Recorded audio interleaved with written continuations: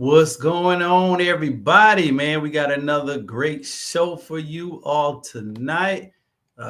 Give me a quick second. Just want to make sure everything is running correctly. And we'll go ahead and get started, man. So what's going on, y'all? Happy Monday, TGIM. Welcome to the Work to Wellness to Wealth podcast. I am Jarod A. Anderson, your host and certified financial social worker, and I'm here to help you improve your financial health so you can live well, create wealth, and achieve financial independence. So don't forget to, for those of you who may be checking this out for the first time, don't forget to follow me. The podcast is now on Apple Podcasts. I'm on Spotify, iHeartRadio.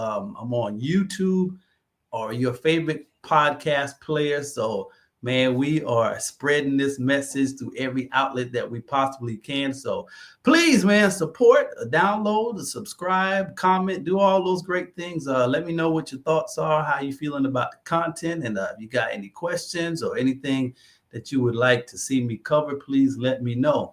So I got an exciting episode, and I got a superstar guest, good friend, joining me tonight. And we're going to just address some questions. Here are a couple of things that I want you to think about to just kind of set the stage for what we're going to talk about tonight. So number one, have you ever thought about why you are where you are financially? So what are all of those behind the scene contributing factors that kind of influence where you are currently financially? That's number one. Number two is I want you to think about, if you are not happy with your current financial circumstances, what are you going to do about it? So would you just stay there? Or if you wanted to change it, do you even know where to start? So that's what we're going to talk about on today's episode. We're going to tackle these questions as we hit the topic, uncovering your hidden money story. So make sure you go and share, tell somebody that we're on, and we're about to jump into this. So I'm so excited to have a good friend and guest co-worker that I've known for a long time to join me tonight to dive into this subject. Miss Pamela Jemerson is going to be my special guest. But before I bring her out, y'all know what time it is. Let me do our financial disclaimer so nobody gets it twisted. So I nor my guests are financial advisors, and the content of this podcast is for educational and informational purposes only, and it does not constitute financial advice. Your financial situation is unique, so please do your research and consult with a qualified financial advisor who is familiar with your unique circumstances. I nor my guests, we are not responsible for any monetary losses or gains resulting from the use of this information provided in this podcast. So again, it's for educational purposes only. All right, let me bring out my special guest. Please welcome to the stage, Miss Pamela Jemerson is in the building. Hello. Pam, man, first let me say thank you for agreeing to be on the podcast. We go way back, man. How long have we known each other? Back in I joined 15 years plus, something like that. It's been a long time. Yeah, man. So man, and Pam has helped me through a lot of challenging times, man. So again, Pam, thank you for agreeing to being on here tonight. And I'm excited to just tap into your expertise as we kind of dig into some financial matters and just kind of help people figure out how to move the needle forward in their finances so we can get to living the life that we want to live. You know, that's what this whole thing is all about. Yes. So definitely, Pam, being that we know each other from swag, gotta say shout out to all of our swag folks. Hey, peeps. Yes. What's going on, swag? So Pam, just to give the people a little bit of background about you, just share a little bit of your story. Like, how did you even get hooked into the personal finance space, and just really being conscious of your money and personal finance. Yes, thank you. So I want to first start out by saying thank you for this invite to discuss this most important topic.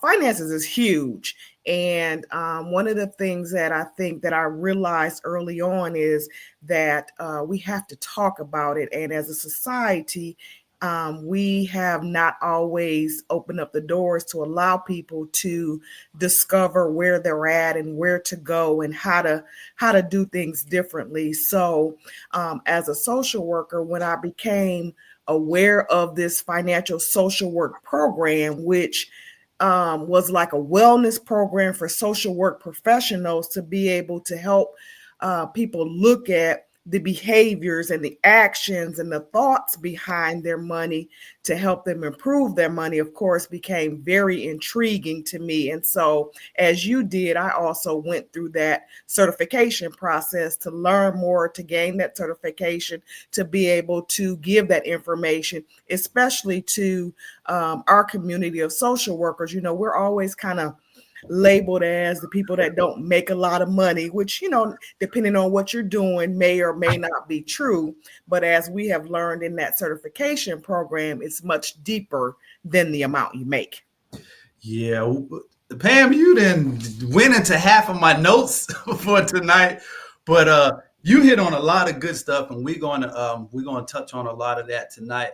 Um, One thing that you talked about, and this is where I want to begin. You talked about the financial social work certification that you got. So let's start there. So Okay. we are certified.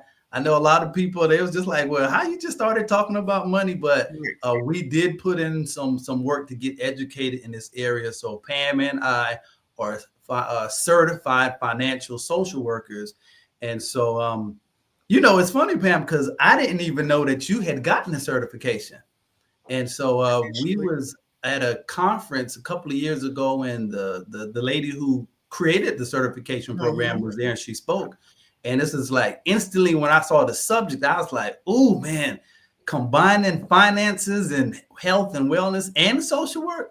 So for me, it was like a no-brainer because I had just kind of gotten into a period of my life where I realized how important finances were, really that finances were at the intersection of every part of our life. Yes. And for the early part of my life, I really didn't give it a lot of attention. So when I heard about the certification program, I was just like, "Ooh, I got to do that." So just to kind of give you some background, so I went through the certification, got certified, and then was just talking to Pam yesterday, and I mean not yesterday, but one day, and you was just like, "Oh yeah, I already got that." So I was like, "Yo, Yes. I didn't tell you, boy, that you found this gold mine."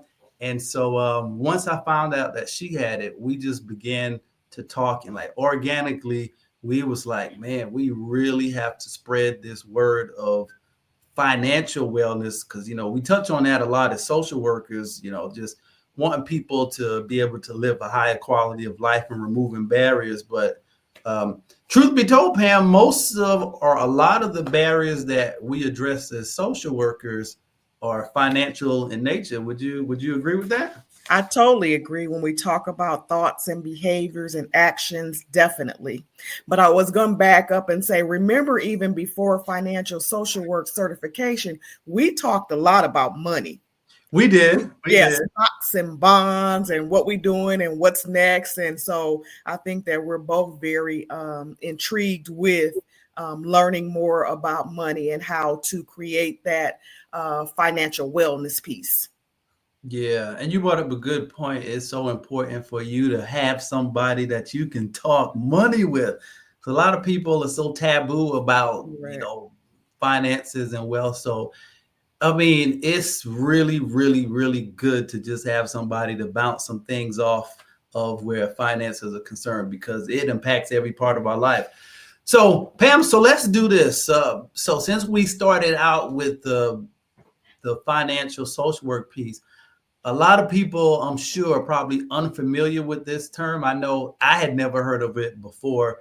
Um, I heard the lady who created it, Miss Rita Wolfsong. So, how about we just kind of go through a little bit and give people a little bit of background of exactly what does financial social work entail, and then we can maybe kind of get into how it could help benefit them wherever they are financially. Okay. All right. So I just jotted down a couple of points. These are what I would say are the main tenets of the financial social work framework. And Pam, feel free to kind of give your 2 cents on Okay. any one of these points. As a matter of fact, I'll kind of stop and let you add whatever you want to. But the first thing is that financial social work, it emphasizes financial health and wellness. And I love that because a lot of times we just about getting the bag, and a lot of people work themselves in the ground trying to get the bag, but what good is the bag if you're not healthy, if you're not well? So it emphasizes financial health and wellness, which looks at money as a source of empowerment to be used. Now get this, looking at money as a source of empowerment to be used to help maximize your physical, mental, emotional, and social well-being. Now, Pam, have you ever heard anyone define the purpose of finances as a means to maximize your physical, mental, emotional, and social well-being?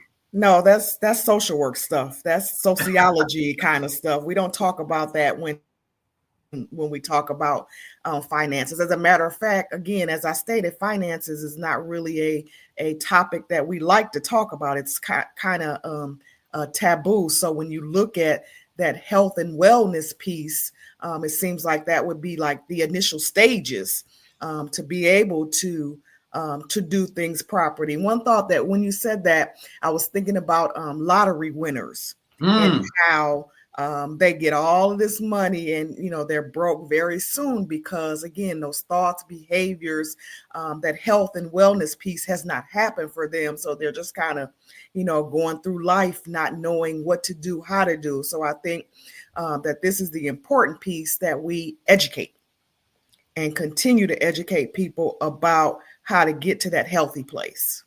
Man, that's good. That's good. And even when I was trying to think of the name of this podcast, I know we talked about money and wealth, but I didn't want people to think that it was just about money and wealth. Um, and then I also wanted to highlight the point that you know you don't have to necessarily leave your job to have conversations and to be working to put yourself in a position to be wealthy. So I was just like, okay, so let's talk about the work part too, because I know there was a time where I thought like I couldn't get to a place of wealth while I was working. So I might tell you that story later. And then in the middle of that, it was like, okay, but you can't forget the wellness piece, because a lot of people, we've been sold on the importance of work, and a lot of people want to be financially independent, but in the midst of all of that, we've lost the message, or we never truly discovered the importance of being well while you're working. And so I wanted to emphasize those three areas, not just working, because we have to do that, but work as a means to help you be well, and use the money and the finances to help build wellness, but also help get you to a place of creating wealth. Um, okay, let's go on. Let's go on, because I know we can go on and on and on Yes. and on. So the second tenet is financial circumstances are determined by your relationship with yourself and your money, not simply how much you make or owe. What do you think about that, my Pam? So that one's deep. So basically, we tend to think that if we make more money, then we'll be happier.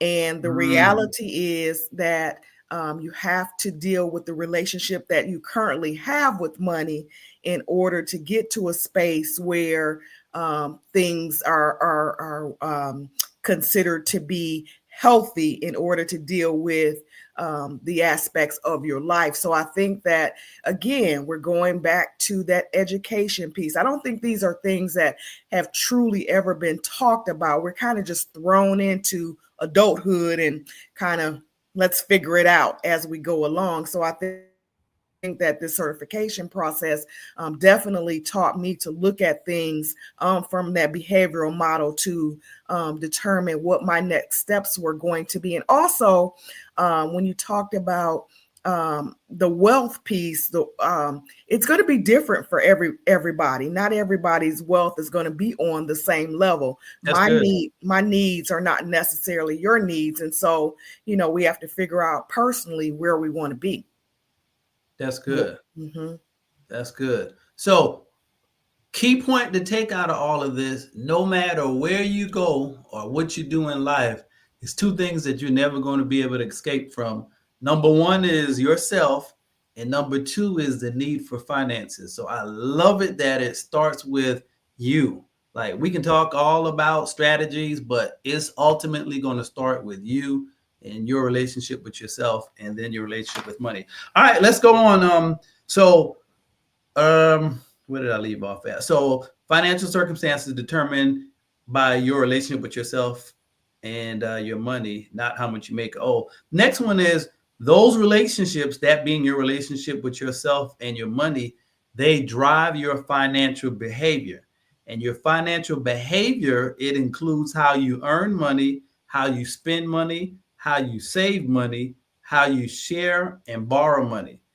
And these financial behaviors determine or are the foundation on which your financial circumstances are built. So that's very important. Pam, So, Jarod, read all of that all over again and put the word taught in front of every statement that you made, how you were taught to. okay, look at you. All right, so those relationships drive taught financial behaviors, including how you were taught to earn money, how you were taught to spend money, how you were taught to save money, how you were taught to share and borrow money. And on these things are what your financial circumstances are built. So basically, that is saying that the way that we were raised has a great impact on the way that we think about finances and the way that we think about money. And again, I believe that almost every family would think that they were taught the right thing. And so we kind of repeat, even if things weren't quite right, we repeat what we were taught, what we were shown.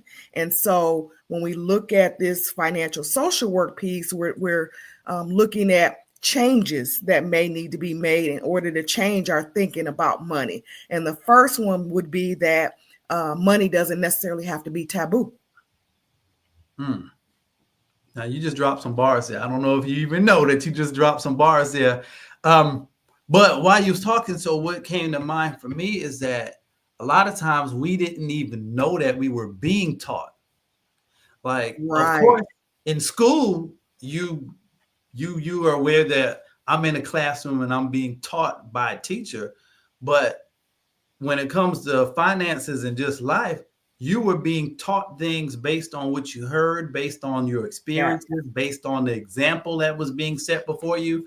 So without you even knowing it, you kind of embrace these lessons that you were being taught, but you didn't even know that you were being taught.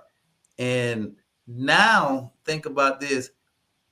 Our financial circumstances are a result of things that we were taught growing up that we didn't even realize that we were Mm-hmm. taught.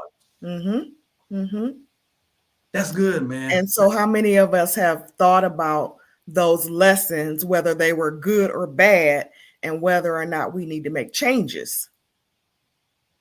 And that's what we're going to get at.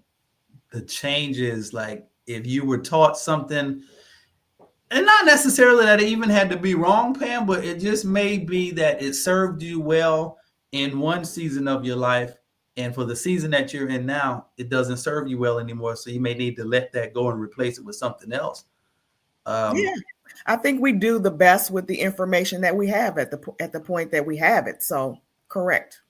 Okay. All right. Let's go on. So the last tenet of financial social work of the framework, it focuses on behavioral change as a means of changing your financial circumstances. Let me say that again. It focuses on let me emphasize financial behavioral change as a means of changing your financial circumstances.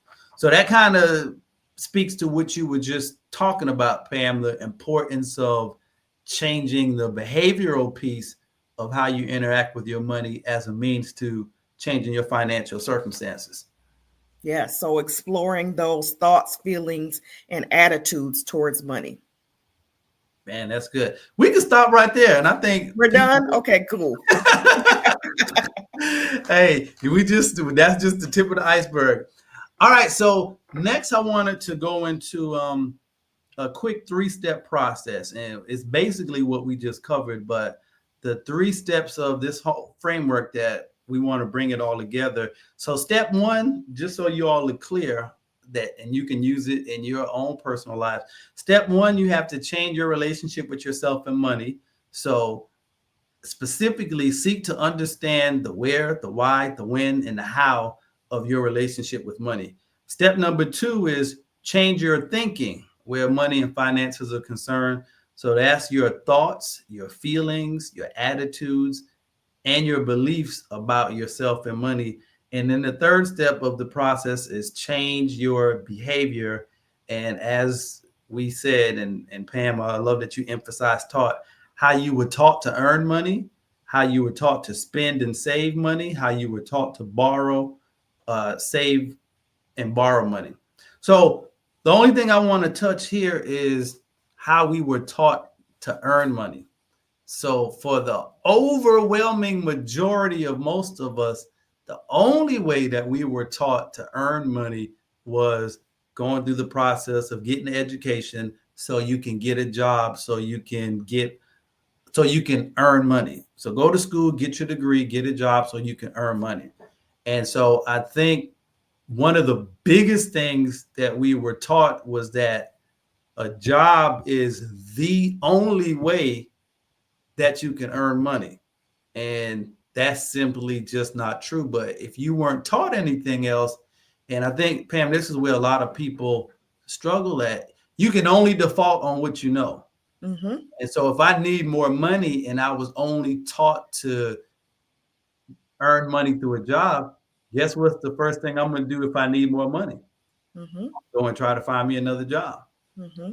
And I think that's what keeps us limited a whole lot of times. So it's going to be a lot of things that you're going to have to reconsider that you maybe have been taught your whole life. A lot of things that you're going to have to unlearn and relearn. Okay, so Pam, let's jump into behavioral change. So if you change your financial habits and behavior, you can transform your financial circumstances. Now, Pam, do you think that's an oversimplification? If you change your financial habits and behavior, you can transform your financial circumstances. Because a lot of people may think, well, you don't know my circumstances, and it's not that easy just to say I'm going to change your behavior and expect things to change. So do you think that it's that simple? I think it is, but I don't think it's something that's the statement is simple. It's not something simple to do because you have to identify and address those unconscious barriers. So you've got to be willing to put in a little work to say, again, what have I been taught? What changes do I need to make? What behaviors have I exhibited? And how can I progress into actual wellness? So the thought process is going to be a big part of your willingness to make those changes. And this may be another whole episode that you touched on the unconscious or subconscious part.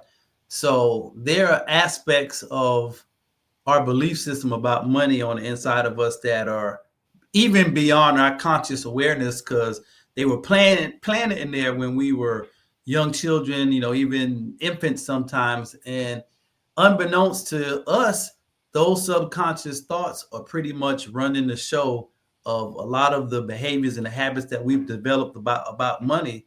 So if I'm hearing you right, Pam, until we really go down on that deeper level and address those thoughts and those subconscious programmings, you can want to change as much as you want. But if I'm hearing you right, until we tap into the subconscious, the thoughts, the attitudes, and the feelings, it's really going to be hard for you to change your financial circumstances. That's correct. I'm not necessarily impossible, but it's going to make it a lot more difficult to change those circumstances. Mm. So y'all see the work that we have to do. So that's why you can't just talk about the money and leave out all of these other parts that we're talking about. All right, so let's get practical, Pam. So someone may be saying it's like, okay, this all sounds good, but like I wouldn't even know where to begin to thought where to start at. So you're talking about stuff from childhood, being taught things before I was even born. Like where practically would a person start at if they wanted to change? So that's what we want to talk about next.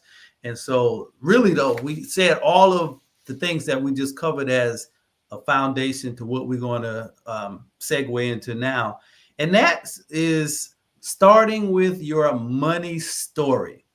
So if you want to know what first base is to changing your thoughts, your feelings, and behavior, start with your money story.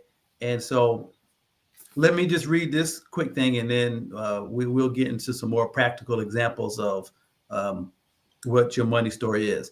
So consider this financial behavior. And Pam, you already said this. You pretty much already highlighted everything that I'm about to read, but financial behavior is learned from the adults in our lives during childhood. Yes. Regardless of whether those lessons were taught, role modeled, or observed, they form the foundation for your relationship with money. And that foundation formed the basis for your financial circumstances today. Mm-hmm. So just pretty much reiterating what you were taught years ago is influencing where you are today. So Pam, let's I know when we did our presentation at the conference, we shared a little bit of our personal money stories just to kind of give you all an example of how this might really work, how all of this works. So I'm gonna let you go first. Oh, wow. Caught me off guard with that one. Okay. So let's see. What do I want to say about my money story? So I grew up in a two-parent household, not only a two-parent household, but pretty much a two-parent neighborhood. So, and I'll say this, I'm an only child, so things came to me very easily. So, to me, finances were never a concern. I'm sure my parents had a different story, but in my eyesight, there was Hey, no you got me with the two-parent neighborhood. I mean, I got the household, but you said a two-parent neighborhood. I don't think I ever even heard such a concept before. Yes. But go ahead. I didn't mean to cut you off. That's okay. And then the reality of that not everybody kind of grew up like that didn't happen to me until I went to college. And I started to see people who, didn't have that same support, financial support. One particular friend and that I remember extensively, she was raised by her dad, a single dad, and we went to her mailbox every single day looking for money for him for a whole year, and it never came. And it was kind of baffling to me to think about, how could your parents or parent do you like that? But again, nothing ever showed up. And she was very hopeful that money was coming every single day. That's trauma right there. Very, very, very interesting. So again, that's where I started to learn that people's circumstances were not necessarily the same as what I grew up learning and seeing and actually being taught. But at the same time, I think I also realized that we weren't doing anything generationally. So things were fine. They were dandy. We had the house, we had the cars. I was one of those lucky teenagers. I had a car as a teenager. How old were you when you got that car, Pam? How old were you? 16.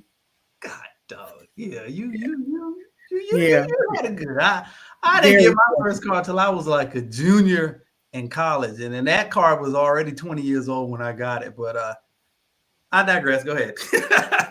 No, just very fortunate. And then again, you realize that everybody is not the same as you. And I started to kind of look at circumstances a little differently and kind of view money a little bit differently from that point on. And I'll pass it on and let you give a little bit about your story now.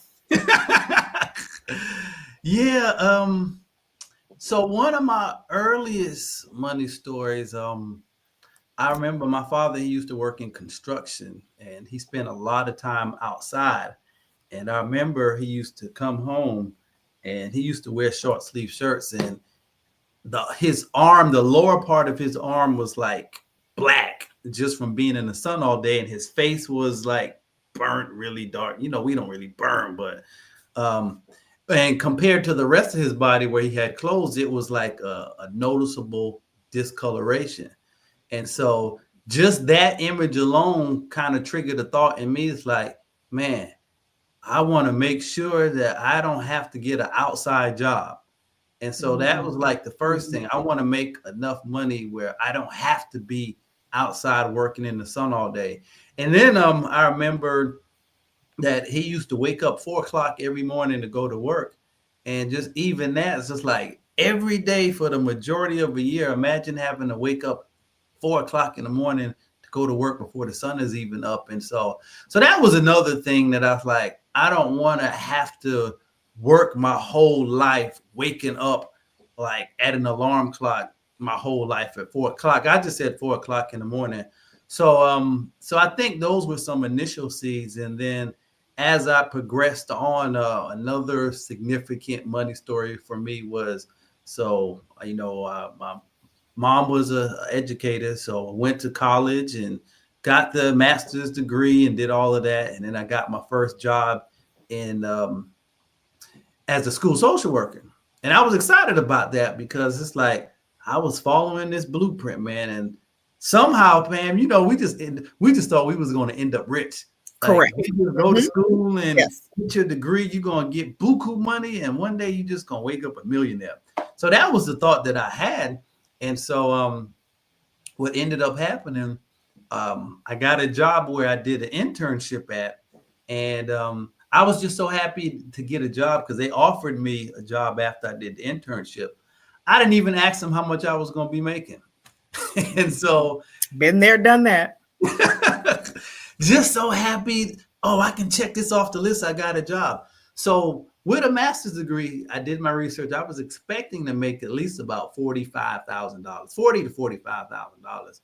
Pam, man, when I got my first paycheck, when I finally got around to checking my salary, I was getting $23,000 a year. Ooh. With a master's degree because of how they paid social workers in that particular state. So I was just like, wait a minute. Y'all realize I did finish the degree, right? I'm not still working on it. And they was just like, nope, Jarod, that's what they pay social workers in this state. So that was a big blow to me. So I think right there, that triggered something in me that I'm going to have to do something different if I want to even have a remote opportunity of living the life I want to live. And then to add insult to injury, Pam, after 2 years, I got laid off of that job due to budget cuts. Oh. So those was 2 strikes right there. So that was 3 for me. I was done because the promise of if I follow this path, everything is going to work out fine, that went out the window. Number 2, if I get a large or high degree, I'm going to get paid a lot of money. That was thrown out the window. And then the whole thought of, hey, man, you're going to have job security. Mm-hmm. That was thrown out the window. Mm-hmm. So I think that really triggered in me a desire to find a better way of having an opportunity to live the type of life that I wanted to live. So real quick, I just wanted to ask you this question. When did thoughts of other ways of earning money and income enter into your life? I mean, so you had your job and you was making that income, but where did the thoughts of doing other things for income kind of enter in? Whether that was investments, I don't know, but. Mm-hmm. So for me, my story is a little bit different, but kind of similar to what you just said, in the sense that when I was in high school, I was working at the grocery store called Jewel. And at that time, I had made it up to, I started in my junior year. So I did junior and senior year, and I had made it up to an assistant manager. Okay. And then again, but programming told me that I had to go to college. Ah. So I quit that job and went to college and came back from college making less money than I made as the assistant manager, which blew me. Okay, you didn't tell me that part. Okay, so assistant manager making this much, went to college, got your degree, got your That's education, the bachelor's, yes. ended up making less than that. Yes. Oh, Pam, now that's So, big because they promised us that promise was just like, if you go through and get this degree, you're going to make good money. mm-hmm. Not necessarily true. Oh, go ahead. I didn't mean to cut you But off. no, that's fine. But what's good money? Mm. Again, different for me and different for you. You know what I mean? So that's always, yeah. So that made me say, I got to do something different. So that's when I became interested in learning more about money. And remember, I talked about as far as my parents, I never knew of any financial concerns or issues because it wasn't something that was talked about with a child. Oh, So there could have been, but I didn't know of any. So there wasn't a lot of education for me on money. Again, as the only child, I was just getting what I wanted each and every time. So life was good. so even in that though, but there weren't any discussions, intentional conversations about money. Mm-mm. Man, I think that's that important, was right? considered grown folk stuff. How about that, man? Something that's so important was considered something that grown folks talked about only. Mm-hmm. So y'all see how we have all of these things floating around in our mind and our belief system that could be holding us back financially. Pam, I don't know if you remember when we did our session together. We had one of our participants who said that their family just never talked about money. Correct. It was just never a thought. And so it's just like they just kind of had to figure things out on their own. But she really didn't realize that they never talked about money until that moment where we was at the conference, and it triggered for her. We never had money conversations. Mm-hmm. Man, Which I that's don't think that's something that we think about. Again, we go into adulthood and just kind of try to figure it out, not knowing the root cause of why we're behaving or acting the way that we are and the actions that we're taking regarding money. man, that's good. And something else that you said that really hit me is just like you have to figure out what you want. Like what works for you? What's a lot of money for you? I'll tell you this and we'll move on. So I was teaching a workshop seminar to some guys that are mentors, a mentoring program that I'm a part of. And so I was talking about, finances and budgeting and, how much money do you want to make in your life? And so one of the guys, he was a high schooler. He's like, he wants a lot of money. So I was like, okay, well, that's cool.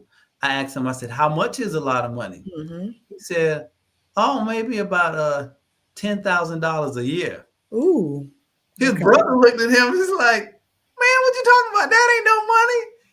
And it was such an eye opener. It was funny, but it wasn't funny at the same time because to him, $10,000 was like a lot of money in his mind. And so after we kind of broke down bills and expenses, he quickly realized it's like, oh, that's not any money at all. So we just want to say to you, you have to first base is just get clear on what you want.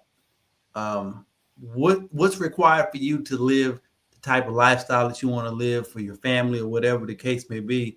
And then after that, we can then start figuring out what's the path to get there. What are some of the limitations in your thinking that we have to address? And that's what this whole financial social work curriculum is about. It's really helping you to get clear, number one, on what you want for yourself and your family financially.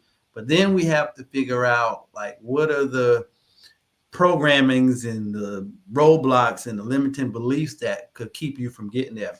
All right, Pam. So we're getting ready to wrap up, but So what we want you to do, if you're watching this, whether it's live or on the replay, we want you to go and start thinking, what are some of the money stories that you encountered growing up that shaped your beliefs about money? So I'm going to read 5 questions, and we want you all to go and really think about these questions and answer them. So number one is like, who or what influenced your thoughts, behaviors, and beliefs the most concerning money as you were growing up? So think about who those people were.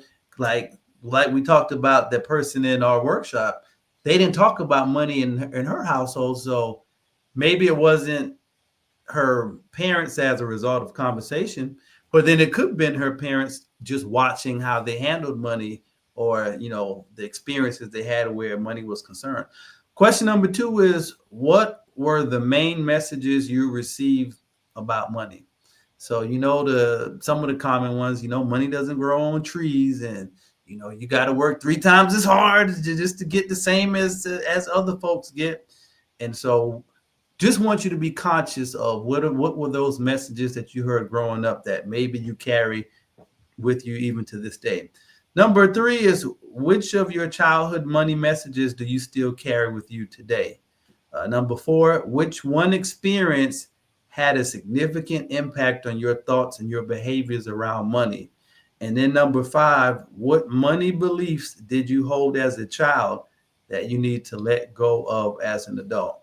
Um, Pam, talk about that real quick, and then we'll get ready to wrap up. But why might it be necessary to let go of some money beliefs that you had growing up as a child or a teen, but it may be necessary to let it go as an adult? Well, when you first said that, I was thinking about the thing about the money subject being taboo. So we need to talk about it. We Mm. need to be comfortable in talking to someone. Now, that's not something you go up to a stranger or, your coworkers and talk to you about your money situations, but is there some person that you can feel comfortable with to have a deep dive conversation about those thoughts and beliefs? Because again, bouncing stuff off of other people is always going to be more productive than trying to do it by yourself. And then when you think about those past money stories, you want to look at them to see if that's working for you. And if not, what behaviors, what changes, what attitudes can you create to write a different money chapter for Ooh, your no, life? you Yeah, didn't. yeah.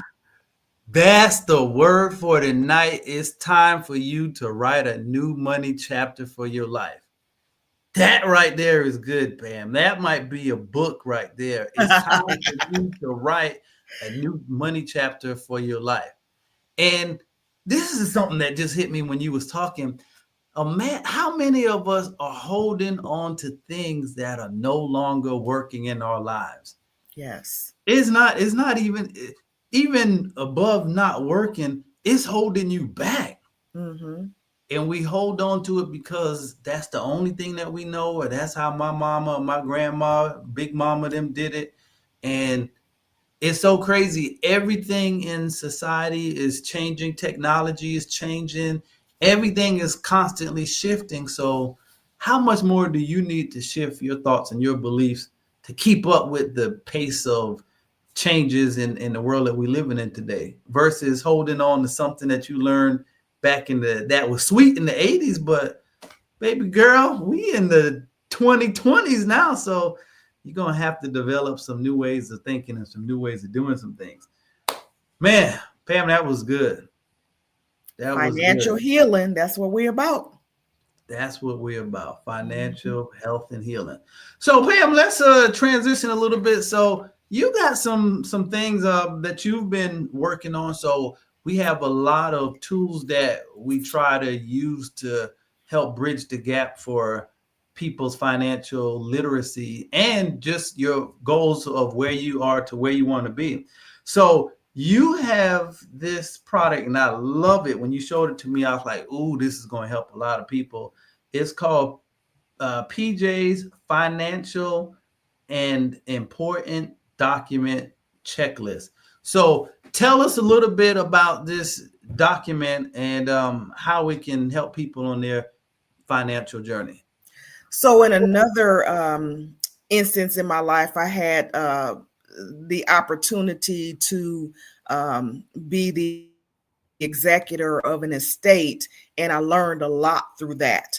And what I learned, I tried to put down on paper and started realizing that there are a lot of little things that we need to do that we are not necessarily doing or putting in the right place or having it all together. So what I did was just created a checklist that looks at things and documents that you have to have your affairs in orders. You know, we always talk about wills and those type of things, but there's all kind of other information that's going to be important to have in one place and for people to be able to easily locate. So I created this document that has like personal information, your financial documents, your insurance documents, legal documents, your medical records, employment records, educational, digital assets. And, you know, that's way out of my realm right now, but I included it there. Emergency documents. So I just created a checklist for you to kind of go down and say, let me get this together, put it all in one spot, so that it's easily accessible and that I have all of my documents together, and get you to start thinking about some things that you still need to get together. And so, as you stated, this financial checklist is available on Etsy right now for a mere $5. That's it. That's it. That's okay, it. Man, we might have to talk about that, man. It's about education. That's what we're trying to get that information out. $5, Pam? $5. That's it. That's all. Okay. You can't even buy Starbucks for $5 anymore. So listen, y'all need to put your hands on this document. And so the address to get it, the web address is on the ticker below. But I'm gonna tell you why this is so important. And Pam, you mentioned estate planning, and I'll just give the most recent example, not most recent, but there's a lot of people who leave this earth and they don't have these documents in place. And, you know, one of the most recent examples I heard about, and they could still be going through it, was Chadwick Boseman. And man, loved Chadwick Boseman and Black Panther and everything that he did, a lot of other movies. But I guess it turns out that he didn't create a will before he passed.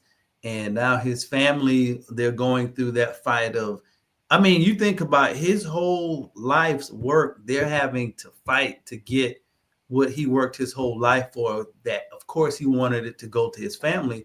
But because he didn't have the proper documentation or will or trust or estate plan, his family is having to jump through all these hoops to get what rightfully belongs to them.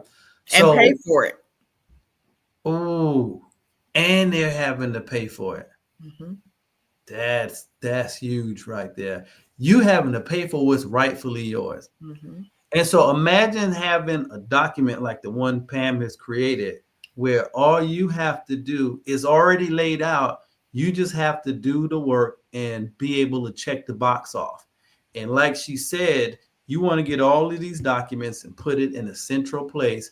So when we leave here, like if you have to leave unexpectedly, if something happens and, you know, heaven forbid you get into a wreck or something, you can already have all of this stuff and you can have these conversations with your family and they can know these are all of the documents that I have and they're in this safe. If anything ever happens to me.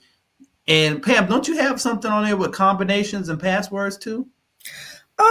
There was digital passwords was on here. Mm-hmm. Yeah. Password list or digital. Mm-hmm. Yeah. So even something as small as your password, you may not think about that, but if you have a lot of assets and different things online, they're going to need to know the passwords, how to access those different things. So this is a priceless tool. And Pam, I'm still shocked that you're only charging $5, but today. Hey, today's price isn't guaranteed to be tomorrow's price.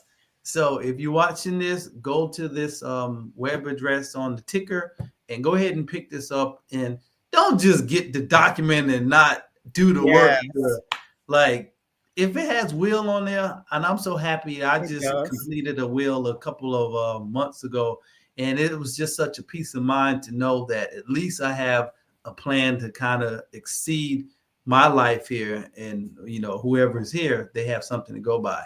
So man, yeah, so I'm gonna quit there, but you all get your hands on that document. The address is down there.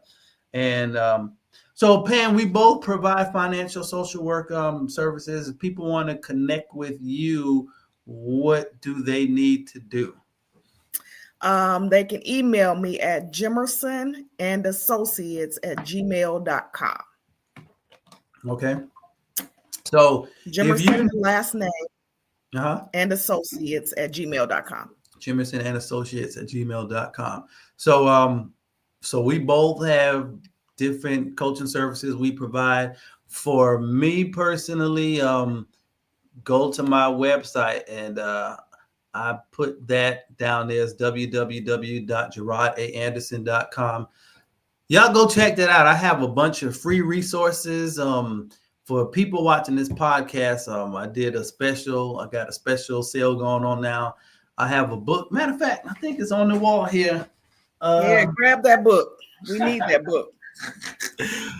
5-star mentality. So we talked a lot tonight about getting to the mindset and the belief system. And I wrote this book with the things that we talked about tonight. Um, I wrote this book to address those issues. So 5-star mentality is simply like your wealthy place, whatever that means for you. For some people, that's being able to pay for the water at the movie theater. That's like, hey, or valet parking is a big deal for some people, or being able to go on a 5-star vacation. So whatever your 5-star lifestyle is, you have to determine it, but can't live a 5-star life if you have a 1-star mentality. So this book really helps you to address the mentality part where creating a financially independent life is concerned. So go to my website, JarodAAnderson.com, and you can get that book for 20% off. And like I said, I got a bunch of other things on there, and coaching services, a whole bunch of stuff. Just go to the website and check it out. And Pam, one more thing, Black Friday is coming up. Hey, so we gotta have something to offer the people for Black Friday. I am going to start. It's going to be called Club Financial Wellness, and a lot of the things that we talked about tonight, I'm going to walk you through step by step on things that you can do to improve your financial health, but also position yourself to create wealth and become financially independent. So we'll talk more about that in the Love it. future. And hey, we got to get ready for 2025. Y'all Yeah, got so, a few yes. more weeks left for 2025 hit. So take this time, do what you need to do, get your mind right, get everything in order. But listen, don't let anything deter you from believing that 2025 can be your best year, because it starts here and it starts with the things that you do. Right. Pam, I think that's it. Next week, I'm going to do an episode on protecting your financial, mental, and emotional wellness throughout the holiday season. Holidays. Yeah, so be sure to check in with that. PJ, thank you so much. You have shared a wealth of information. What's your final thought to those who are watching now and to those who might catch the replay?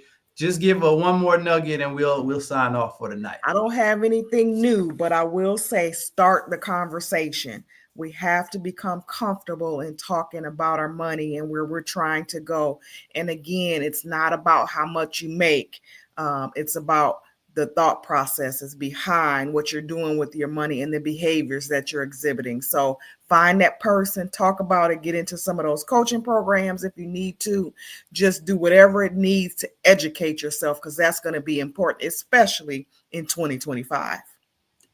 especially in 2025. Mm-hmm. All right, y'all. That's it. Thank you all for tuning in. Thank you for watching.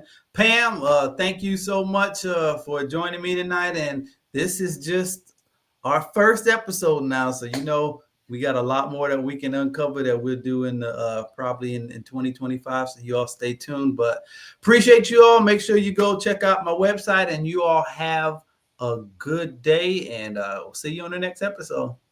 Bye-bye. See ya.